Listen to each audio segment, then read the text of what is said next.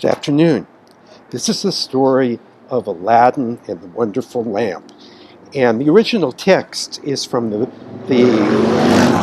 Blue Fairy book that was edited by Andrew Lang. And the text itself is public domain. And this is Mike Ginevro, and I'm doing the reading. Aladdin and the Wonderful Lamp. There once lived a poor tailor who had a son called Aladdin, a careless, idle boy who would do nothing but play ball all day long in the streets with little idle boys like himself. This so grieved the father that he died. Yet in spite of his mother's tears and prayers, Aladdin did not mend his ways. One day, when he was playing in the streets as usual, a stranger asked him his age, and if he was not the son of Mustafa the tailor. "I am, sir," replied Aladdin, "but he died a long while ago." On this, the stranger, who was a famous African magician, fell on his knees and kissed him, saying, "I am your uncle, and knew you from your likeness to my brother. Go to your mother and tell her I am coming." Aladdin ran home and told his mother of his newly found uncle. "Indeed, child," she said, "your father had a brother, but I always thought he was dead." However, she prepared supper and bade Aladdin seek his uncle, who came laden, filled with wine and fruit. He presently fell down and kissed the place where Mustafa used to sit, bidding Aladdin's mother not to be surprised at not having seen him before, as he had been 40 years out of the country. Then he turned to Aladdin and asked him his trade, at which the boy hung his head while his mother burst into tears. On learning that Aladdin was idle and would learn no trade, he offered to take a shop for him and stock it with merchandise. Next day, he bought Aladdin a fine suit of clothes and took him all over the city, showing him the sights, and brought him home at nightfall to his mother, who was overjoyed to see her son so fine. The next day, the magician led Aladdin into some beautiful gardens a long way outside the city gates. They sat down by a fountain, and the magician pulled a cake from his girdle, which he divided between them. Then he journeyed onward till they almost reached the mountains. Aladdin was so tired that he begged to go back, but the magician beguiled him with pleasant stories, and led him on in spite of himself. At last, they came to two mountains divided by a narrow valley. "We will go no further," said the false uncle. "Aha, he's false. I will show you something wonderful. Only do you gather up sticks while I kindle a fire." When it was lit, the magician threw on it a powder he had about him, and at the same time saying the magical words, the earth trembled a little and opened in front of them, disclosing a square, flat stone with a brass ring in the middle to raise it by. Aladdin tried to run away, but the magician caught him and gave him a blow that knocked him down. "What have I done, uncle?" he said piteously, whereupon the magician said more kindly, "Fear nothing, but obey me. Beneath this stone lies a treasure which is to be yours, and no one else may touch it. So you must do exactly as I tell you." At the word treasure, Aladdin forgot his fears and grasped the ring as he was told, saying the names of his father excuse me, and grandfather. The stone came up quite easily, and some steps appeared. "Go down," said the magician. "At the foot of those steps you will find an open door leading into 3 large halls. Tuck up your gown, springtime, and go through them without touching anything, or you will die instantly." Whoa. "These halls lead into a garden of fine fruit trees. Walk until you come to a niche in the terrace where stands a lighted lamp.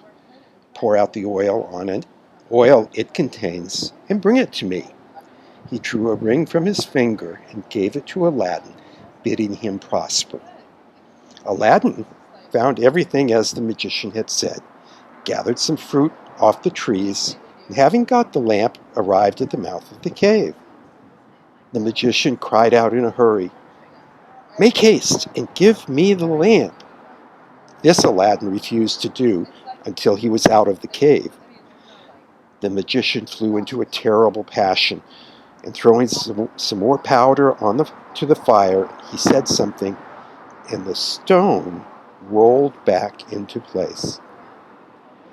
The magician left Persia forever, which plainly showed he was no uncle of Aladdin's, but a cunning magician who had read in his magic books of a wonderful lamp which would make him the most powerful man in the world. Though he alone knew where to find it, he could only receive it from the hand of another. He had picked out the foolish Aladdin for this purpose, intending to get the lamp and kill him afterwards. Well, for 2 days, Aladdin remained in the dark, crying and lamenting. At last he clasped his hand in prayer, and in doing so rubbed the ring, which the magician had forgotten to take from him. Immediately, an enormous and frightful genie rose out of the earth, saying, "What wouldst thou with me? I am the slave of the ring, and I will obey thee in all things."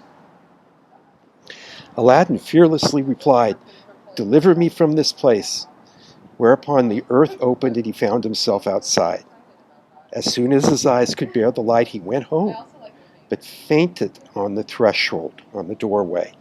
When he came to himself, he told his mother what had passed, and showed her the lamp and the fruits he had gathered in the garden, which were in reality precious stones. He then asked for some food. "Alas, child," she said, "I have nothing in the house, but I have spun a little cotton and will go and sell it."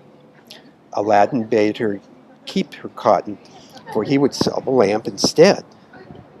As it was very dirty, she began to rub it, that it might fetch a higher price. And instantly a hideous genie appeared and asked what she would have. She fainted away, but Aladdin, snatching the lamp, said boldly, "Fetch me something to eat." The genie returned with a silver bowl, 12 silver plates containing rich meats, 2 silver cups, and 2 bottles of wine. Aladdin's mother, when she came to herself, said, "Whence comes this splendid feast?" "Ask not, but eat," replied Aladdin. So they sat at breakfast till it was dinner time, and Aladdin told his mother about the lamp. She begged him to sell it and have nothing to do with devils. "No," said Aladdin, "since chance hath made us aware of its virtues, we will use it, and the ring likewise, which I shall always wear on my finger." When they had eaten all the genie had brought, Aladdin sold one of the silver plates, and so on until none were left. He then had recourse to the genie, who gave him another set of plates, and thus they lived for many years. Well, one day Aladdin heard an order from the Sultan, proclaimed that everyone was to stay at home and close his shutters, while the princess, his daughter, went to and from the bath. Aladdin was seized by a desire to see her face, which was very difficult, as she always went veiled. He hid himself behind the door of the bath and peeped through a chink. The princess lifted her veil as she went in, and looked so beautiful that Aladdin fell in love with her at first sight. He went home, so changed that his mother was frightened. He told her he loved the princess so deeply that he could not live without her, and meant to ask her in marriage of his father. His mother, on hearing this, burst out laughing, but Aladdin at last prevailed upon her to go before the Sultan and carry his request. She fetched a napkin and laid in it the magic fruits from the enchanted garden, which sparkled and shone like the most beautiful jewels. She took these with her to please the Sultan and set out, trusting in the lamp. The Grand Vizier and the lords of council had just gone in as she entered the hall and placed herself in front of the Sultan. He, however, took no notice of her. When she went every day for a week and stood in the same place. When the council broke up on the 6th day, the Sultan said to his vizier, "I see a certain woman in the audience chamber every day carrying something in a napkin. Call her next time that I may find out what she wants." Next day, at a sign from the vizier, she went up to the foot of the throne and remained kneeling till the Sultan said to her, "Rise, good woman, and tell me what you want." She hesitated, so the Sultan sent away all but the vizier and bade her speak frankly, promising to forgive her beforehand for anything she might say. She then told him of her son's violent, really deep love for the princess. "I prayed for him to forget her," she said, "but in vain. He threatened to do some desperate deed if I refused to go and ask your majesty for the hand of the princess. Now I pray you to forgive not me alone, but my son Aladdin." The Sultan asked her kindly what she had in the napkin, whereupon she unfolded the jewels and presented them. He was thunderstruck, and turning to the vizier, said, "What sayest thou? Ought I not to bestow the princess on one who values her at such a high price?" The vizier, who wanted her for his own, begged the Sultan to withhold her for 3 months, in the course of which he hoped his son would contrive to make him a richer present. The Sultan granted this, and he told Aladdin's mother that though he consented to the marriage, she must not appear before him again for 3 months. Aladdin waited patiently for nearly 3 months, but after 2 had elapsed, his mother was going into the city to buy oil. Found everyone rejoicing, and asked what was going on. "Do you not know?" was the answer. "That the son of the Grand Vizier is to marry the Sultan's daughter tonight." Breathless, she ran and told Aladdin, who was overwhelmed at first, but presently bethought him of the lamp. He rubbed it, and the genie appeared, saying, "What is thy will?" Aladdin replied, "The Sultan, as thou knowest, has broken his promise to me, and the vizier's son is to have the princess. My command is that tonight you bring hither to me the bride and bridegroom." "Master, I obey," said the genie. Aladdin then went to his chamber, where sure enough at midnight the genie transported the bed containing the vizier's son and the princess. "Take this newly married man," he said, "and put him outside in the cold, and return at daybreak." Whereupon the genie took the vizier's son out of bed, leaving Aladdin with the princess. "Fear nothing," Aladdin said to her. "You are my wife, promised to me by your unjust father, and no harm shall come to you." The princess was too frightened to speak, and passed the most miserable night of her life, while Aladdin lay down beside her and slept soundly. At the appointed hour, the genie fetched in the shivering bridegroom and laid him in his place, and transported the bed back to the palace. Presently the Sultan came to wish his daughter good morning. The unhappy vizier's son jumped up and hid himself, while the princess would not say a word and was very sorrowful. The Sultan sent her mother to her, who said, "How comes it, child, that you will not speak to your father? What has happened?" The princess sighed deeply, and at last told her mother how during the night the bed had been carried into some strange house, and what had passed there. Her mother did not believe her in the least, but bade her rise and consider it an idle dream. The following night, exactly the same thing happened, and next morning, on the princess's refusal to speak, the Sultan threatened to cut off her head. She then confessed all, bidding him to ask the vizier's son if it were not so. The Sultan told the vizier to ask his son, who owned the truth, adding that dearly as he loved the princess, he had rather die than go through with another such fearful night, and wished to be separated from her. His wish was granted, and there was an end to the feasting and rejoicing. When 3 months were over, Aladdin sent his mother to remind the Sultan of his promise. She stood in the same place as before, and the Sultan, who had forgotten Aladdin, at once remembered him and sent for her. On seeing her poverty, the Sultan felt less inclined than ever to keep his word, and asked his vizier's advice, who counseled him to set so high a value on the princess that no man living could come up with it.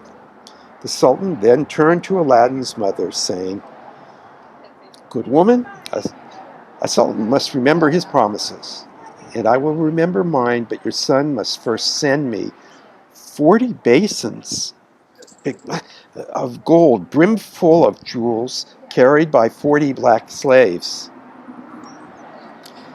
and led by as many white ones. Splendidly dressed, tell him that I await his answer." The mother of Aladdin bowed low and went home, thinking all was lost. She gave Aladdin the message, adding, "You may wait long enough for your answer." "Not so long, mother, as you think," her son replied. "I would do a great deal more than that for the princess." He summoned the genie, and in a few minutes the 80 slaves arrived and filled up the small house and garden.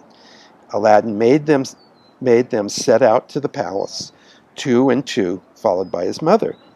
They were so richly dressed with such splendid jewels in their girdles and their big belts that everyone crowded to see them and the basins of gold that they carried on their heads.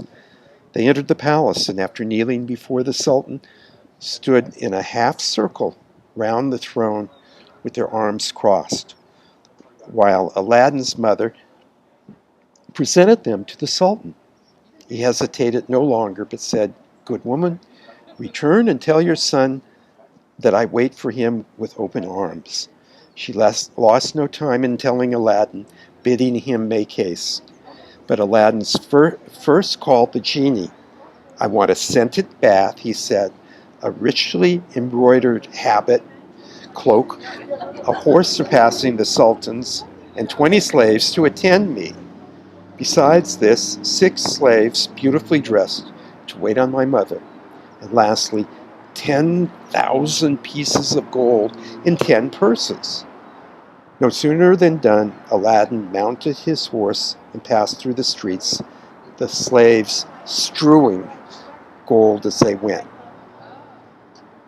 Those who had played with him in his childhood knew him not. He had grown so handsome.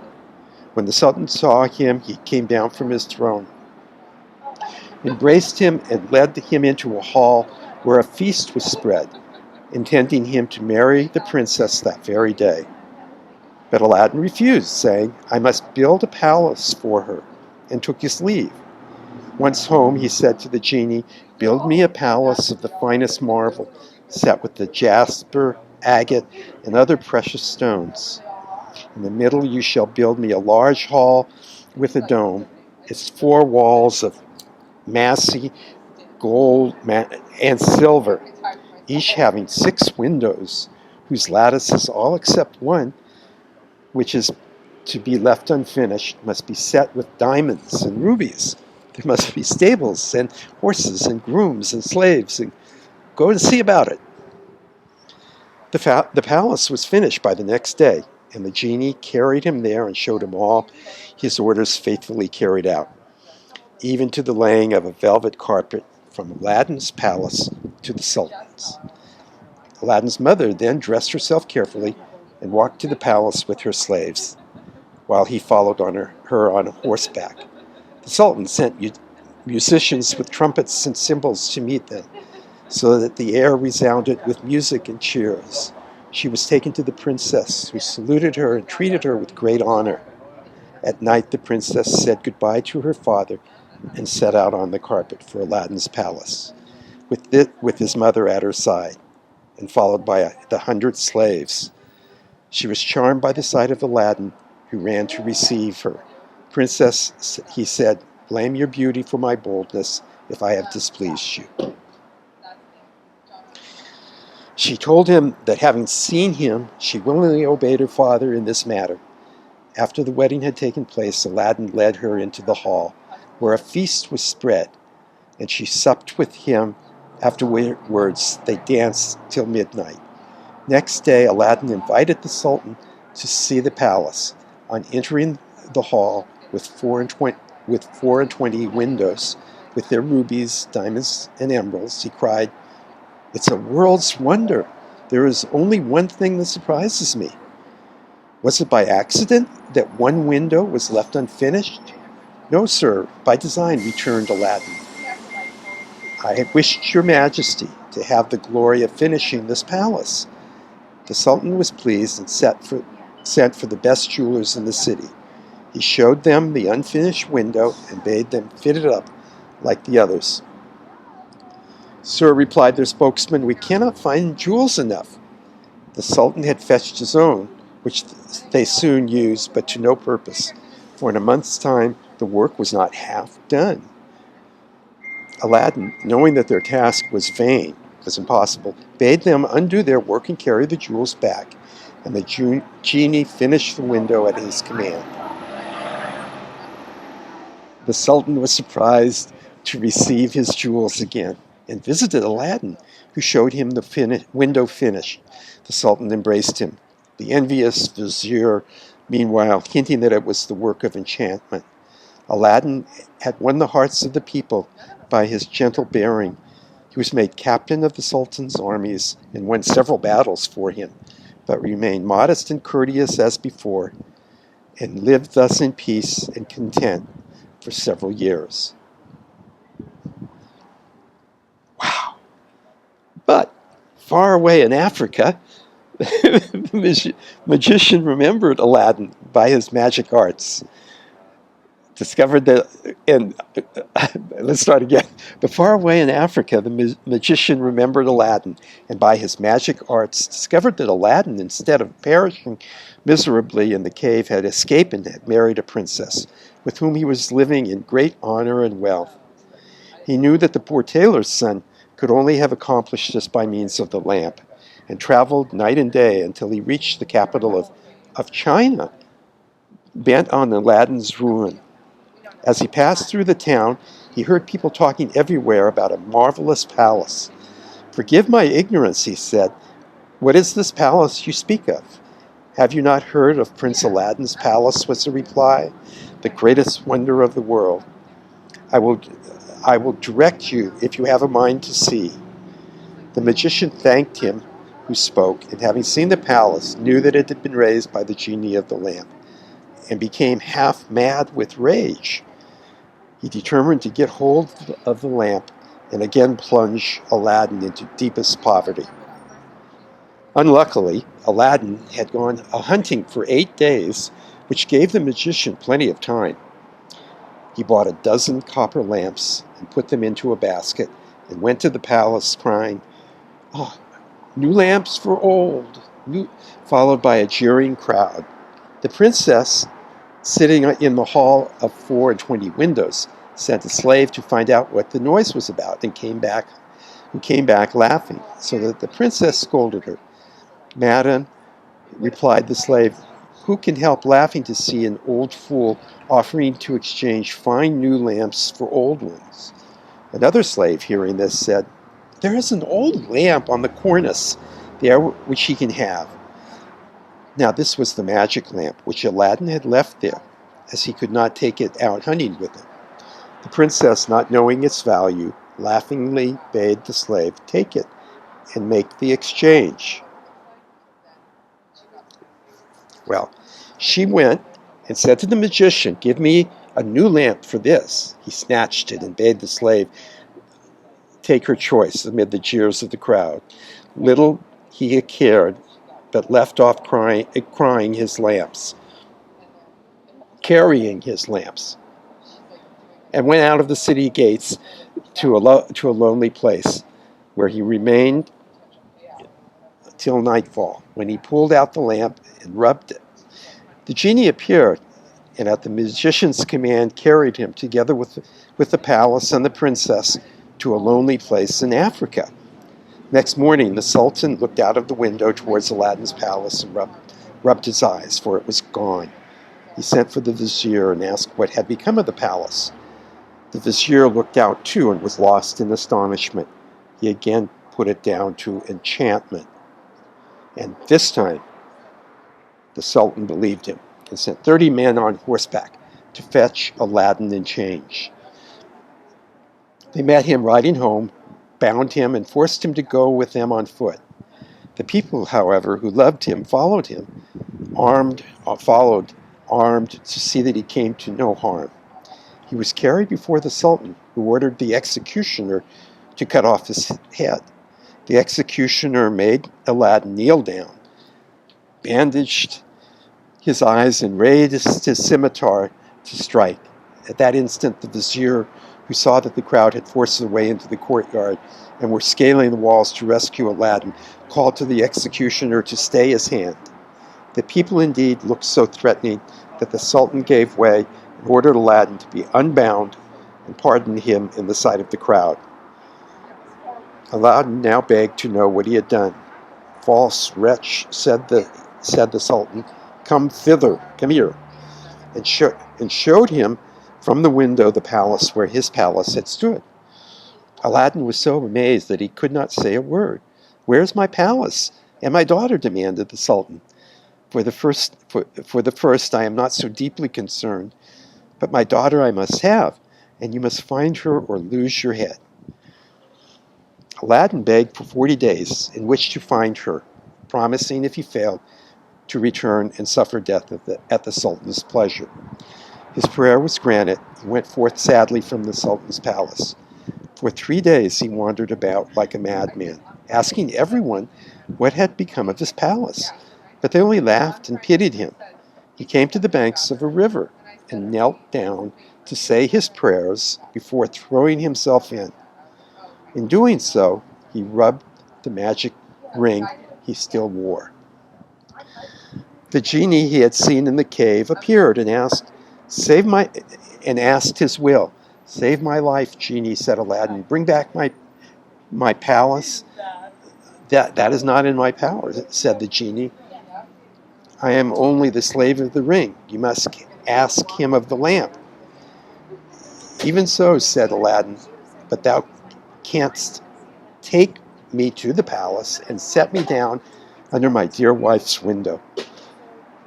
He at once found himself in Africa, under the window of the princess, and fell asleep out of sheer weariness.